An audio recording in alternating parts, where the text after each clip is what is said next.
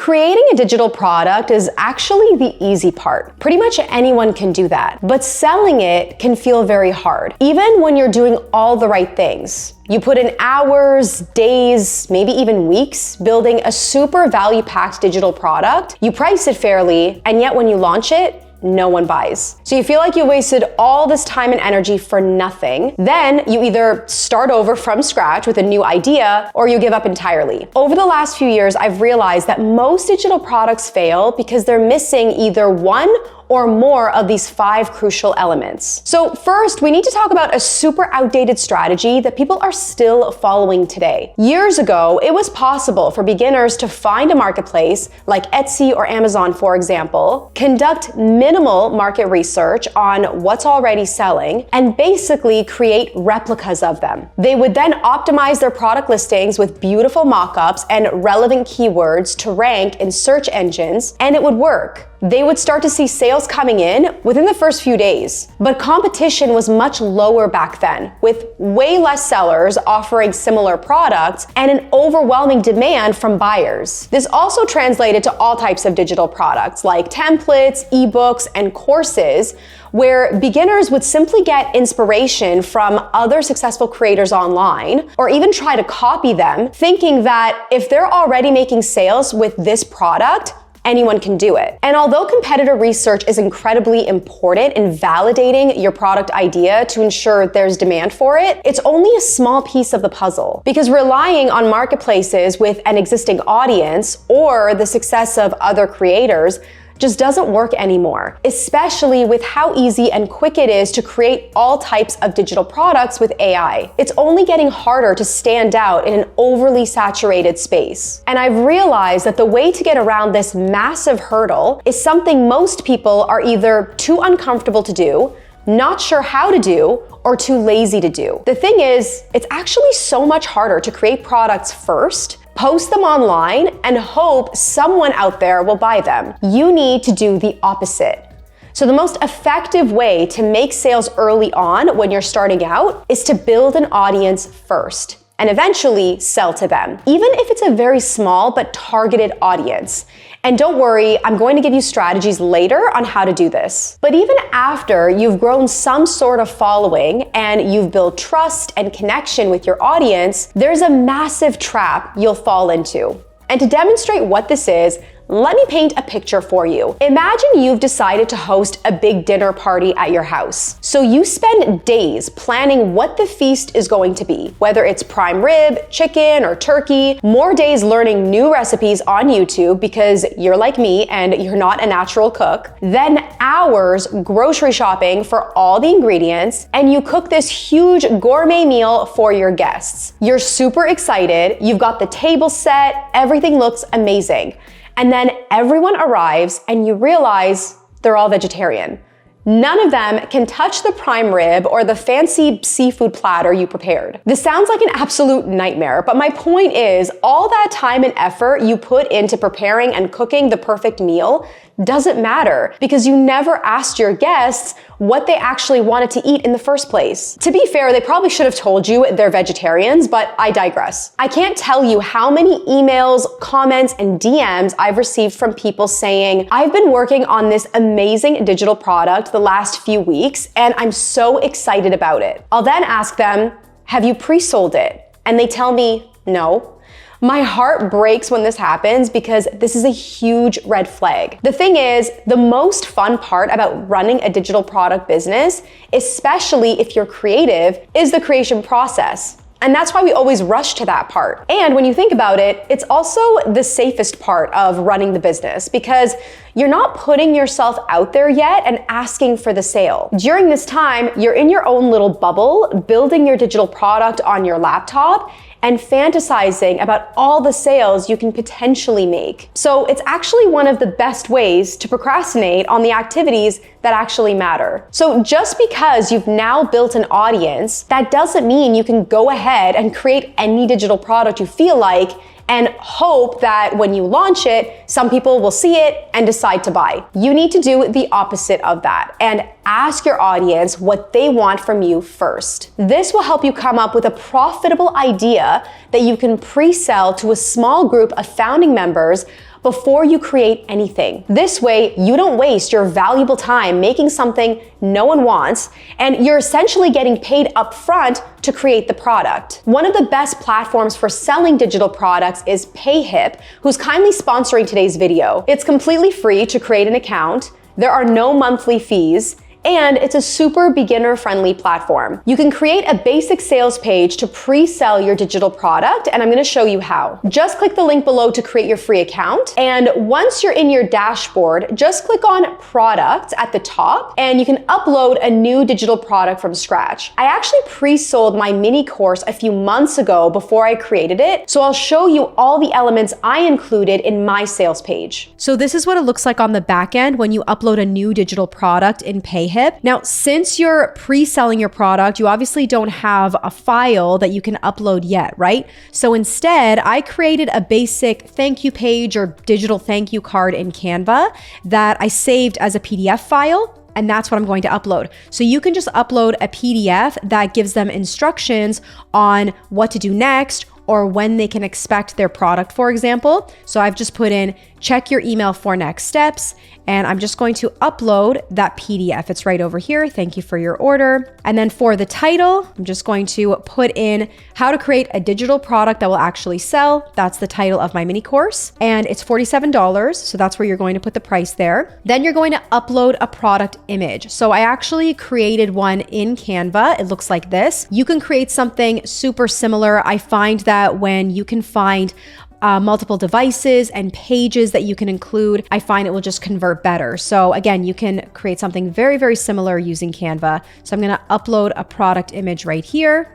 And then that's what it looks like. You can upload up to 9 items. So in the description, I start right away with the transformation that they're going to get. So I say, get instant access to the step-by-step course on how to create a digital product that will sell over and over again. So I start with that because that's what my customers want, right? And then I just have bullet points of the benefits inside the lessons that I'm going to teach. And I highlight the benefits so they really pop on the sales page. And I like to put in who this is for so they know they're in the right place. So I have a section for, this is for you if you want to sell educational digital products, etc. I'm going to keep it too visible so everyone can see this product. And then under advanced options, you could just select the ones that are relevant to you. So if this is an ebook, if you want to automatically subscribe customers to your mailing list, etc. So I'm gonna go and save the changes. Then you can view your sales page. So go to view just to see how everything looks in case you want to change everything. Everything looks really, really good to me. I like the product image. I like how all the text is laid out. So I'm good with that. And then you can also customize the checkout page to increase conversions even more. So this article actually has a step-by-step tutorial on how to do that. I will link that for you down below if you'd like to follow that. To make sure you get paid every time someone pre-orders your product, go into account and click on settings. Then go into payment details. And then this is where you can connect your PayPal or Stripe account. If these aren't available, just go to see all payment options. And then you can update your business location here. So once you do that, the payment options will update here based on what's available to you. Now, when it comes to building your product, it's very easy to burn hours and days making everything yourself from scratch. Over the years, I've sold all types of digital products like printables, digital notebooks, ebooks, templates, and courses where I built everything by myself with zero help. And because I'm a perfectionist, this took me way too long. And now we have so many resources and templates at our fingertips that can help speed up the process and also elevate the quality of our digital products. For example, if you're offering planners or worksheets, whether as standalone products or resources that complement a bigger digital product like a course, then you can use PLR products to fast track the creation process. For instance, this website called Secret Weapon offers things like journals, planners, worksheets, etc., where you can purchase the rights to resell the products as is or customize them with your brand and information, which is what I highly recommend. This will speed up your process by so much rather than staring at a blank page and coming up with a whole unique design on your own. When I hosted my first workshop last year, I needed an aesthetically pleasing and cohesive slide deck that I could add my lessons into. Since I didn't want to design my slides from scratch because that would have taken way too long, I decided to purchase pre-made templates that I could go in and customize. Not to mention, there's an abundance of AI tools now that can be used as basically assistants for outlining and creating the content inside your digital product. For example, I have separate folders inside ChatGPT for all my projects, and one specifically for my digital course. This folder helped me lay out and refine my modules and lessons, all while ensuring it's drawing from my own unique experience. The key here is to use AI as your assistant and not a replacement, so you always have something to work with rather than experience writer's block and suffer with decision fatigue. And speaking of decision fatigue, coming up with digital product ideas is usually not the problem. The problem is having way too many ideas and pursuing all of them at the same time. You might think that the more digital products you create, even if they kind of relate to each other and serve the same audience, the more sales you'll make. And that couldn't be further from the truth. At one point, I had so many options to offer my audience that I thought they were bound to buy at least one, right? I had an ebook, a template bundle, a workshop, a mini course, and my signature course. I'm exhausted listing all of these options, and I've done this time and time again. I remember when I was a freelance graphic designer in the wedding industry, creating custom stationery, I started getting bored. So I decided to launch a second service for small business owners that needed help with their branding, which made no sense. There was no cohesion between these two services, and they targeted completely different audiences. So my content was all over the place. When you offer too many options, it causes so much confusion that your audience will decide not to buy anything at all. Imagine how much easier it would be to have one really good digital product that you've optimized and centered all your marketing efforts around. You'll quickly become known for this one thing that you do really well. You focus on making your customers happy and using their testimonials to build even more trust with your audience. So pick just one digital product to focus on and optimize it to generate consistent sales before deciding to expand. Now, this brings me to the biggest mistake most people make, myself included at times. Even after you've made your first few sales and you have a really good digital product to offer, we assume that once the product exists and it has sold a handful of times, the hardest part is done. The idea is validated, people have bought it, so now we think the sales will continue to come in. But the reality is that most people spend weeks or even months creating their digital product and then maybe a few days actually talking about it. They'll post about it a couple of times on social media, maybe send a couple of emails to their email list if they have one, and when sales don't come in right away, they assume the product must not be good enough. Trust me, I've fallen into this trap many times, thinking that my product isn't valuable, no one wants it anymore, and I stopped talking about it altogether because I must be the problem. So what do we usually do? We go back to creation mode and start thinking maybe we need a new and better product to make those sales start coming in again. But the real problem usually isn't the product itself.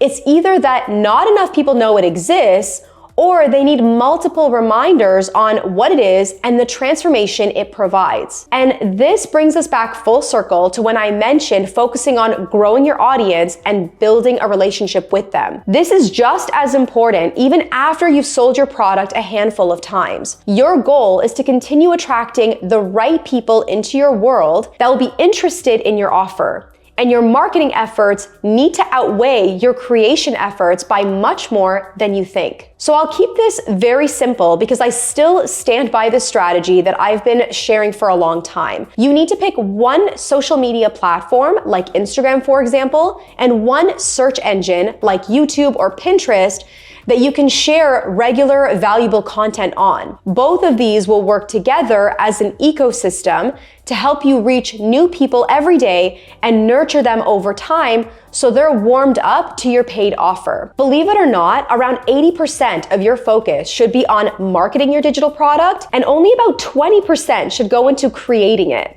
which includes updating and optimizing it. A lot of the time, we have it the other way around.